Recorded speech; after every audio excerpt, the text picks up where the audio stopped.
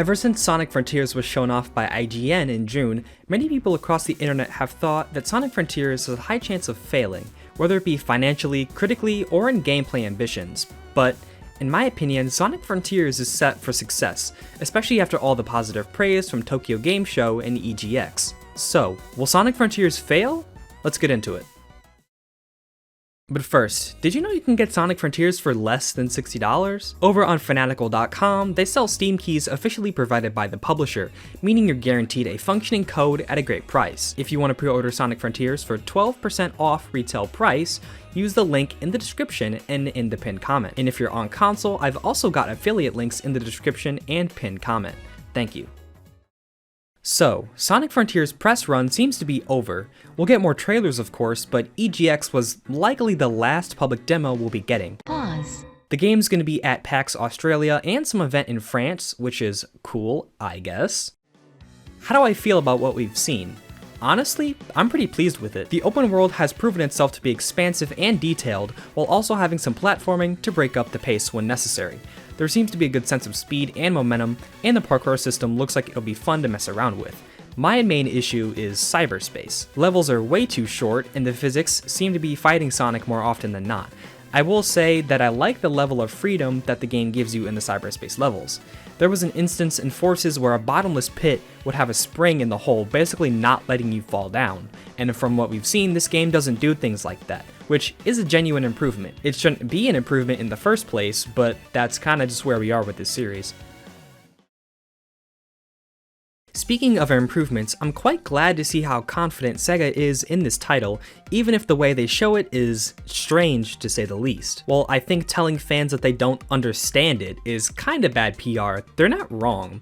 If I had to guess, only a few thousand people in the world have had the chance to play Frontiers, so a very small amount of people have a semblance of what the game is truly like. Sega is also showing their confidence by pricing the game at a full $60, which has not been the case in a long time for Sonic. Frontiers also has better pre-order incentives than Forces. In the US, we have the option between a GameStop exclusive steelbook or a Best Buy exclusive steelbook, and for Forces there was a launch edition that came with the DLC and a controller skin. To me, the steelbooks are much better, and something I can actually see myself appreciating and using. Giving the soap shoes out as an incentive to buy the game early is a smart plan as well. Much better than the PR disaster that was trying to sell access to Supersonic. Yes, you heard me right, Supersonic was DLC in Forces, and they were originally planning to sell it to consumers. And after Backlash, this decision was changed to make the DLC free. So it's still not even included in the game, you still have to download it. Sega has been quiet when it comes to paid DLC for Frontiers, so let's hope that means there won't be much, if any. Pause. For some reason, Sega just revealed that the game's going to be receiving Monster Hunter DLC. Sonic has a costume that makes him look like Rathalos, and it's scheduled to come out about a week after the game's launch. It looks really weird, but it's also kind of funny, so I'm going to give it a pass. The story also seems to be much more serious this time around, as it's being partially written by Ian Flynn, the guy who does the IDW Sonic comics. Sega released a prologue on the story of Frontiers on the Sega Asia website, so I'll read that out for you guys real quick. The Starfall Islands, a land forgotten by all. While following traces of the Chaos Emeralds, Sonic, Amy, and Tails head towards the Starfall Islands. However, trouble erupts as they approach the island in the trusty tornado. A wormhole appears in the sky and sucks Sonic in, separating him from his friends. When Sonic wakes up, he finds himself stuck in cyberspace. His surroundings resemble a place he's familiar with, but everything is digital. Sonic manages to escape cyberspace and wakes up on Kronos Island, one of the 5 Starfall Islands. The island is home to ruins filled with ancient mysteries and eerie enemies. Guided by a mysterious voice, Sonic begins to search for his friends. What secrets lie asleep on this island? A strange girl, Sage, blocks Sonic's path.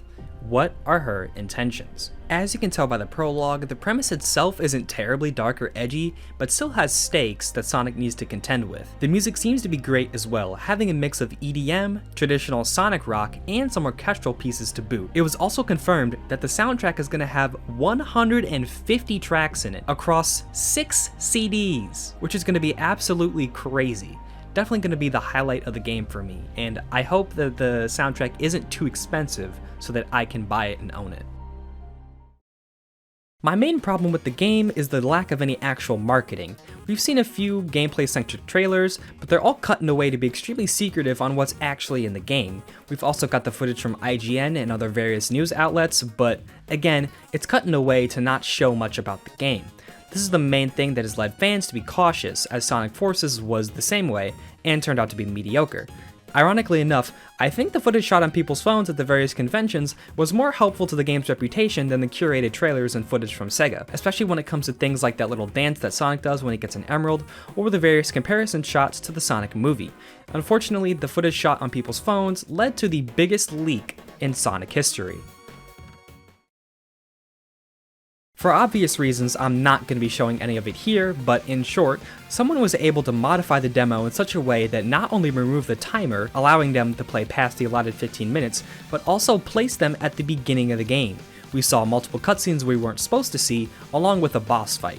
There's also rumors of the game being straight up stolen from EGX, so don't be surprised if you end up seeing the game leak online. While having more information about Frontiers is nice, I don't like the methods in which it was acquired. This could even potentially mean that we see even fewer public demos in the future from Sega. Also, the guy who leaked the footage was smart enough to put his name all over it, so yeah, he's probably gonna get in trouble.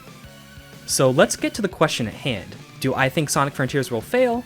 No, far from it actually. With the success of both movies behind them, the Sonic brand is at its biggest peak he's ever had. And with his game's focus on Japanese and Asian markets, I don't doubt that the game will sell. And from what I've seen, the game will probably be good this time around. Amazing? I don't think so, but right now, we don't need an amazing Sonic game. We just need one that's good. If you guys liked the video, be sure to comment, like, subscribe. I've got multiple videos in the pipeline, so I hope you look forward to those. If you have an idea for a video, please put them in the comments below. I've also got a Discord where we hang out, and I've also got a Patreon if you want to send a few bucks my way. And with that, I'll see you in the next one. Peace.